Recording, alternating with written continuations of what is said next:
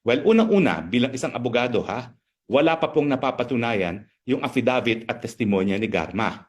Bakit po? Dahil kung susundin natin yung batas na tinatawag nating evidence, ang isang affidavit po o isang testimonya na isang testigo na hindi sinubject sa cross-examination, na hindi binigyan ng pagkakataon si Presidente Duterte at iba pang dinadawit niya na magtanong ng mga na tanungin si Garma dun sa mga sinasabi niya, yan po ay hearsay. Kumbaga, hindi po yan nagpapatunayan ng kahit anong katotohanan. Kinakailangan po para matanggap yan bilang katotohanan ay bigyan ng pagkakataon na madinig ang mga akusado.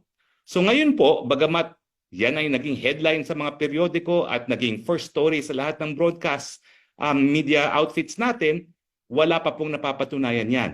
Yan po ngayon ay hearsay. Now, ano bang masasabi ko na ang nag-iimbestiga dito sa EJK ay ang Quad Committee? Well, alam niyo naman, di ako masyado fan ng Quad Committee na yan, no? Pero meron po akong dahilan. At yan po ay dahil sa decision nga ng ating Korte Suprema, no? Doon sa kaso ng, ang dami po niyan, Pegson versus Executive Secretary versus Senate Blue Ribbon Committee, Neri versus Senate Blue Ribbon Committee, at saka yung pinaka-latest po, no? Yung Lincoln Ong versus Senate Blue Ribbon Committee.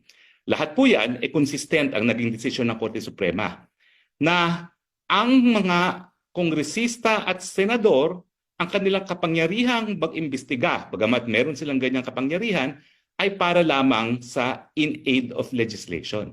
Dapat dun sa binubuong mga batas. At kapag ang kanilang dahilan ay gaya ng sinabi ng Quad Committee, kailan lamang na in aid of prosecution, hindi po tama yan.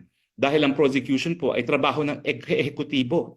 Yan nga po yung sabi talaga ng Korte Suprema dun sa Bengzon, na kapag ang ginagawa ng hukuman ay maglitis sa posibleng paglabag sa isang batas na kriminal, yan po ay overstepping the boundaries. Ibig sabihin, wala na po yan sa jurisdiction ng Kongreso. Dapat ang gumagawa niyan, mga piskal, at dapat ang paglilitis ay nasa hukuman.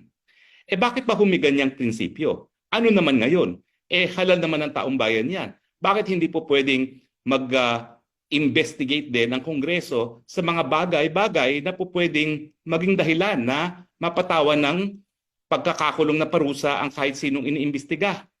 Well, ang dahilan po ay dahil sa hukuman, meron po tayong mga rules na dapat sundin. No?